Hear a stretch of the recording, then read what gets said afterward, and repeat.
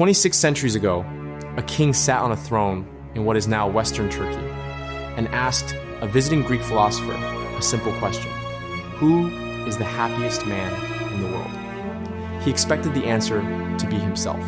He was, after all, the richest person alive. His name was Croesus, and his wealth became so legendary that his name entered the language itself. Rich as Croesus.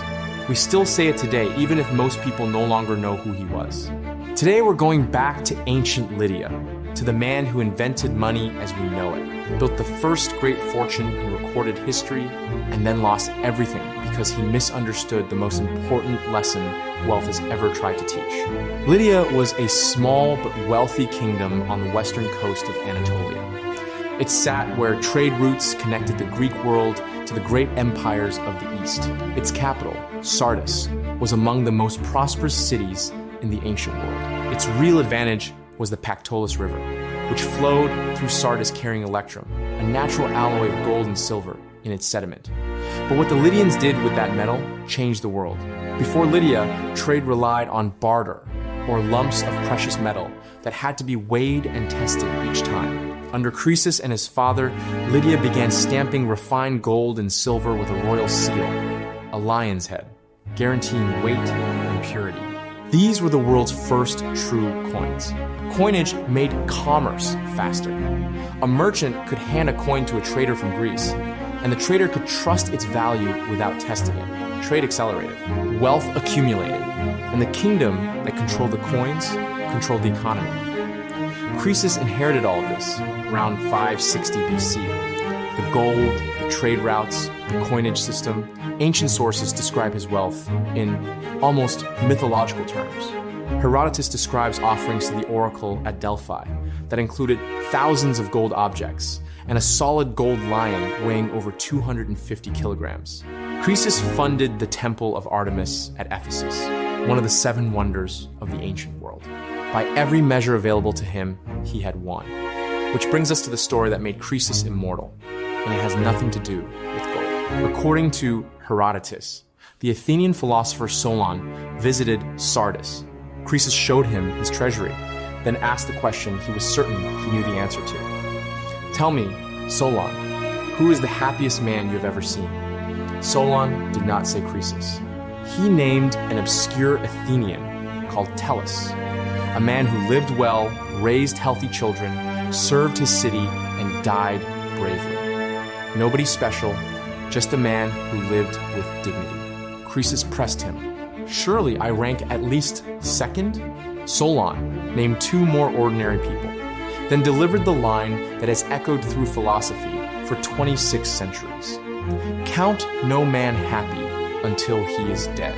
You cannot judge a life until it is over, because fortune can change at any moment, and all the wealth in the world cannot protect you from what you have not yet experienced. Croesus dismissed this as impractical philosophy. He was rich, he was powerful. What could possibly go wrong? The answer arrived from the east: Cyrus the Great and the Persian Empire.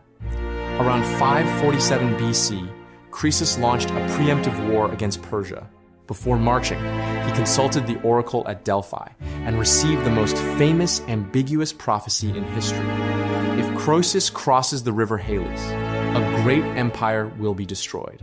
Croesus heard a promise of victory. He crossed the river, and a great empire was destroyed, his own. Cyrus defeated Croesus, captured Sardis, and took the wealthiest king in the world prisoner. Herodotus says that as Croesus was placed on a funeral pyre, about to be burned alive, he cried out Solon's name 3 times.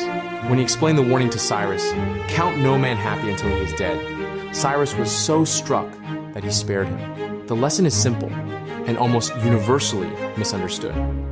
It is not that wealth is bad. Solon never said that. It is that wealth creates an illusion of permanence, a feeling that because things are good now, they will always be good. That illusion is the most dangerous thing money can buy. Croesus had everything. What he lacked was an accurate sense of his own vulnerability. He believed wealth made him invulnerable. It made him overconfident. And overconfidence is the precursor to catastrophic decisions in finance and power. He could count his gold, he could weigh his fortune. But the things that determined his fate, the strength of Persia, the ambiguity of oracles, the turning of luck, could not be measured. The things he could count did not save him. The things that mattered could not be counted. That is the paradox at the heart of every financial system. We measure what we can, revenue, assets, returns, and mistake those measurements for safety.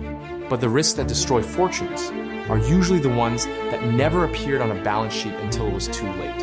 A king in ancient Turkey became the richest man in the world, invented the technology that made modern money possible, and lost everything because he trusted his own measurements more than the warning of a philosopher who had nothing to sell him. 26 centuries later, his name still means wealth, but the lesson attached to it, count no man happy until he is dead, is the part that matters. Subscribe if this resonated.